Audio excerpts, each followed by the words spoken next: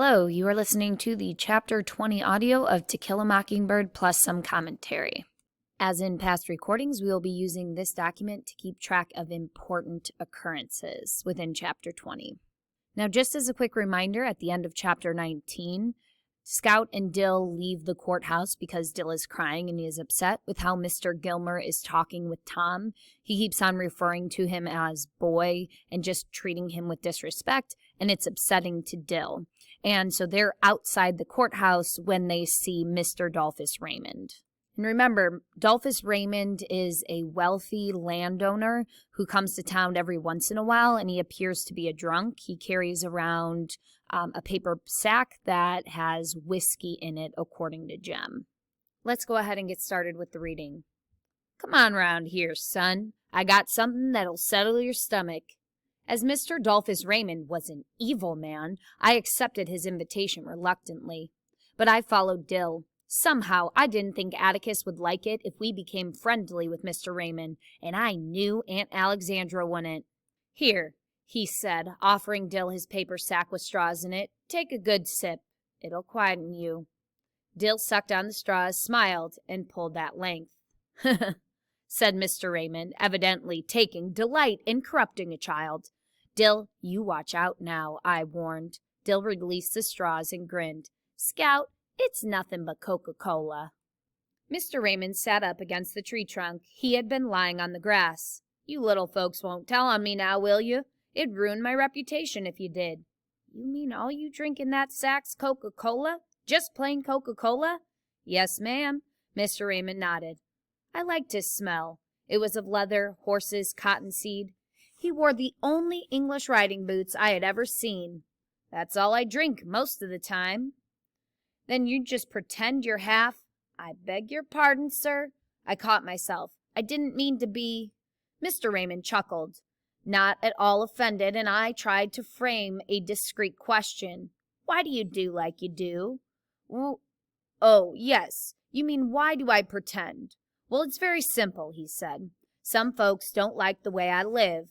Now, I could say the hell with them. I don't care if they don't like it. I do say I don't care if they don't like it, right enough, but I don't say the hell with them. You see? Dill and I said, no, sir. I try to give them a reason, you see. It helps folks if they can latch onto a reason. When I come to town, which is seldom, if I weave a little and drink out of this sack, folks can say, Dolphus Raymond's in the clutches of whiskey. That's why he won't change his ways. He can't help himself. That's why he lives the way he does. That ain't honest, Mr. Raymond, making yourself out badder than you really are. It ain't honest, but it's mighty helpful to folks. Secretly, Miss Finch, I'm not much of a drinker, but you see, they could never understand that I live like I do because that's the way I want to live. I had a feeling that I shouldn't be here listening to this sinful man who had mixed children and didn't care who knew it, but he was fascinating. I had never encountered a being who deliberately perpetrated fraud against himself. But why had he entrusted us with his deepest secret? I asked him why. Because you're children, and you can understand it, he said, and because I heard that one. He jerked his head at Dill. Things haven't caught up with that one's instinct yet. Let him get a little older, and he won't get sick and cry. Maybe things'll strike him as being not quite right, say, but he won't cry, not when he gets a few years on him. Cry about what, Mr. Raymond? Dill's maleness was beginning to assert itself. Cry about the simple hell people give other people without even thinking. Cry about the hell white people give colored folks without even stopping to think that they're people too. Atticus says cheating a colored man is 10 times worse than cheating a white man, I muttered. Says it's the worst thing you can do. Mr. Raymond said, I don't reckon it's... Miss Jean Louise, you don't know your pa's not a run-of-the-mill man. It'll take a few years for that to sink in. You haven't seen enough of the world yet. You haven't even seen this town. But all you gotta do is step back inside the courthouse. Quick pause here. So at the beginning of this chapter, Scout thinks that Mr. Raymond is trying to corrupt Dill by giving him whiskey. And then we find out that, in fact, what's in Mr. Raymond's sack is Coca-Cola. and that he just pretends to be drunk all the time to give people a reason. And what he means by that is he knows that no one in Maycomb is going to understand that he lives the way he lives, which, as he describes, is living with a black woman and having children with her. He understands that nobody is going to accept that, and so he gives them an excuse for him. So like, oh, he's just drunk, he's just bumbling around, that's just who he is.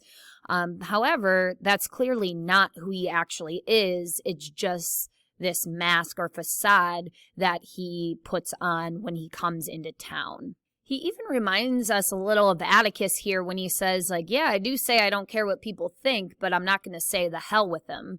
And this reminds us of how Atticus is often saying, well, I'm going to do what I think is right, but I'm not just going to abandon my friends. Or he tells Scout not to fight against them. When Scout goes to ask Dolphus Raymond why he reveals all this to them, he tells her it's because they're children and they have a better chance of understanding than adults do. And Dolphus here realizes how innocent the children are, how Dill gets upset by the way that Mr. Gilmer talks with Tom Robinson and keeps calling him boy even though he's a grown man.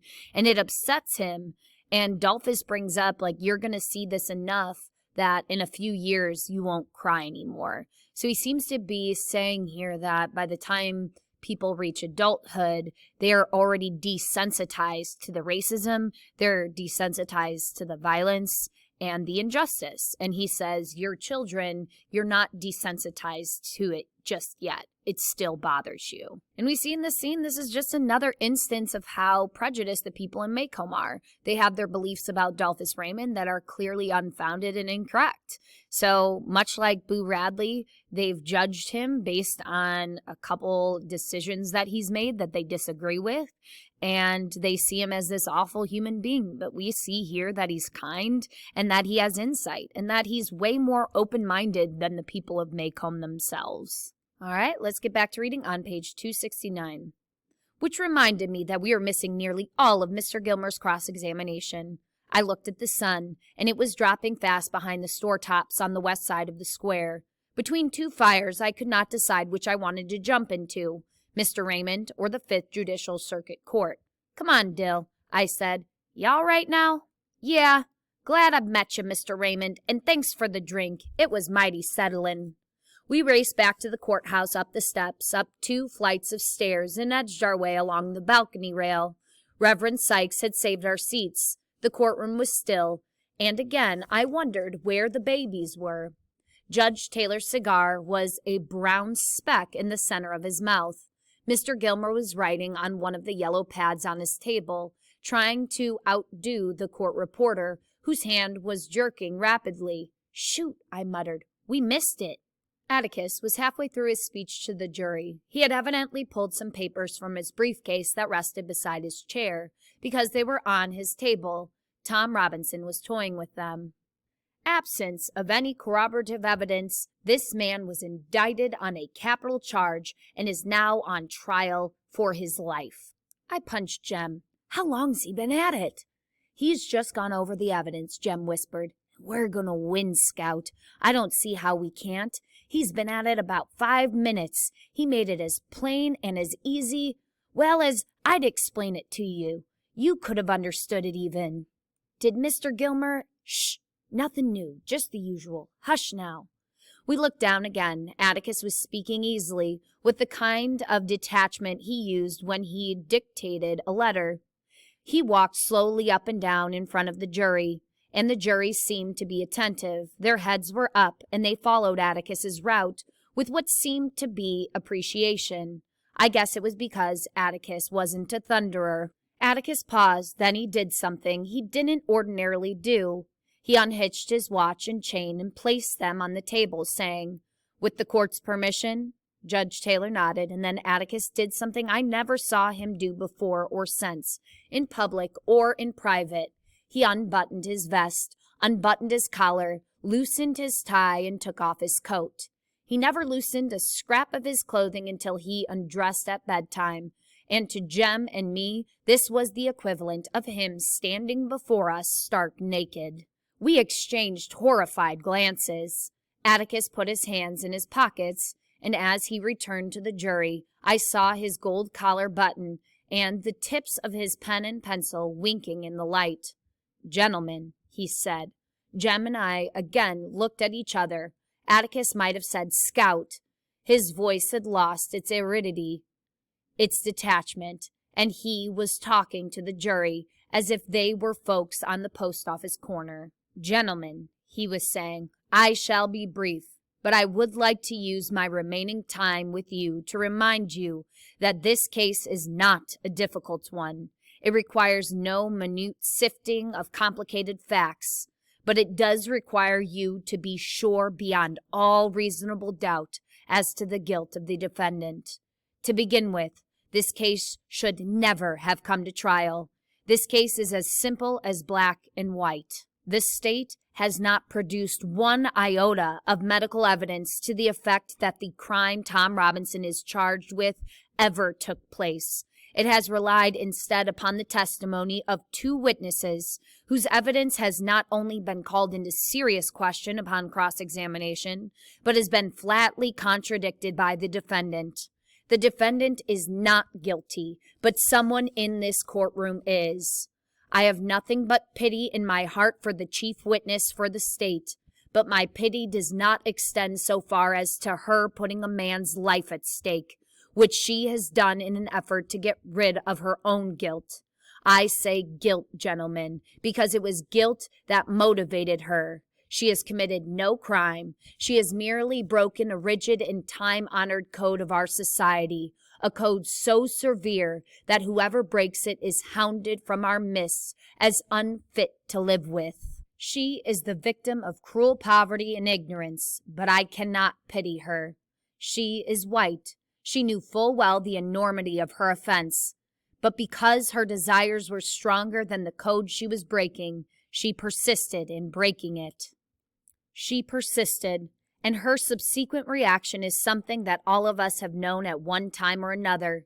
She did something every child has done. She tried to put the evidence of her offense away from her, but in this case, she was no child hiding stolen contraband. She struck out at her victim. Of necessity, she must put him away from her. He must be removed from her presence, from this world. She must destroy the evidence of her offense. What was the evidence of her offense?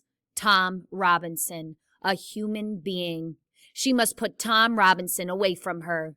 Tom was her daily reminder of what she did. What did she do? She tempted a Negro. She was white, and she tempted a Negro. She did something that in our society is unspeakable. She kissed a black man, not an old Uncle Tom, but a strong, young Negro man. No code mattered to her before she broke it, but it came crashing down on her afterwards.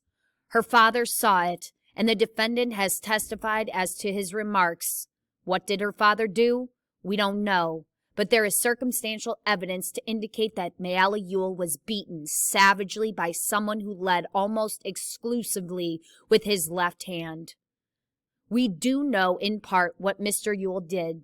He did what any God-fearing, persevering, respectable white man would do under the circumstances. He swore out a warrant, no doubt signing it with his left hand, and Tom Robinson now sits before you, having taken the oath with the only good hand he possesses, his right hand. And so a quiet, respectable, humble Negro who had the unmitigated temerity to feel sorry for a white woman has had to put his word against two white people's. I need not remind you of their appearance and conduct on the stand. You saw them for yourselves.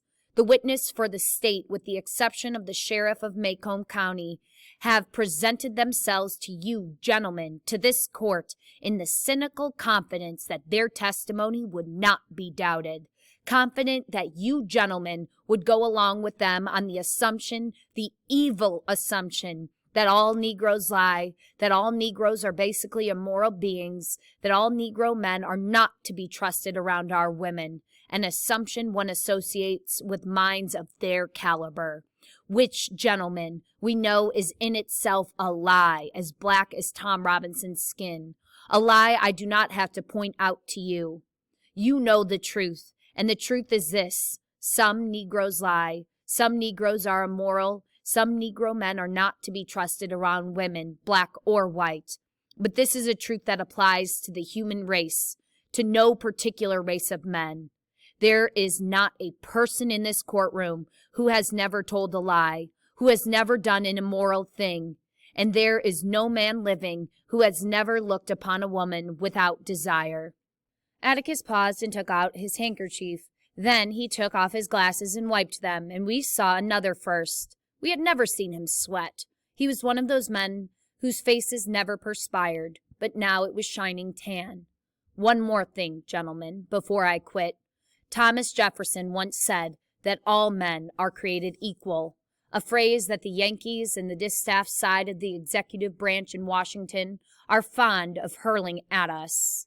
There's a tendency in this year of grace, 1935, for certain people to use this phrase out of context to satisfy all conditions. The most ridiculous example I can think of is that people who run public education promote the stupid and idle along with the industrious because all men are created equal. Educators will gravely tell you the children left behind suffer terrible feelings of inferiority. We know all men are not created equal in the sense that some people would have us believe. Some people are smarter than others. Some people have more opportunity because they're born with it. Some men make more money than others. Some ladies make better cakes than others. Some people are born gifted beyond the normal scope of most men. But there is one way in this country in which all men are created equal. There is one human institution that makes a pauper the equal of a Rockefeller, the stupid man the equal of an Einstein, and the ignorant man the equal of any college president. That institution, gentlemen, is a court. It can be the Supreme Court of the United States or the humblest J.P. court in the land, or this honorable court which you serve. Our courts have their faults, as does any human institution. But in this country, our courts are the great levelers. And in our courts, all men are created equal. I'm no idealist to believe firmly in the integrity of our courts and in the jury system. That is no ideal to me. It is a living, working reality. Gentlemen, a court is no better than each man of you sitting before me on this jury. A court is only as sound as its jury, and a jury is only as sound as the men who make it up. I am confident that you gentlemen will review without passion the evidence you have heard, come to a decision, and restore this defendant to his family. In the name of God, do your duty. Atticus's voice had dropped, and as he turned away from the jury, he said something I did not catch. He said it more to himself than to the court. I punched Jem. What'd he say? In the name of God, believe him. I think that's what he said. Dill suddenly reached over me and tugged at Jem. Look yonder. We followed his finger with sinking hearts. Calpurnia was making her way up the middle aisle, walking straight towards Atticus. All right, so that's the end of chapter 20. Obviously, Calpurnia is probably showing up because the kids haven't been home all day, and they are not supposed to be at the trial. We see that in Atticus's closing argument. He brings up how Mayella makes this accusation about Tom because of her own guilt and the fact that she broke social codes in being attracted to a black man. However, he also says that he cannot excuse or pity her because she full well knew that in accusing Tom Robinson of rape, she was essentially sentencing him to his own death here. We also see that Atticus is taking more of a moral appeal. He does point out and reiterate some of the evidence, or actually lack of evidence, saying that there was no medical evidence that a rape had occurred. He also points out how Tom could not have possibly given Mayella the injuries that she suffered because he could not use his left hand, and whoever harmed Mayella led primarily with their left hand and the left side of their body. So he then addresses the jury and says, in the name of God, do your duty. Like essentially saying, like, you know what the correct verdict should be. Like, you must uphold that all men deserve to be treated equal in a courtroom.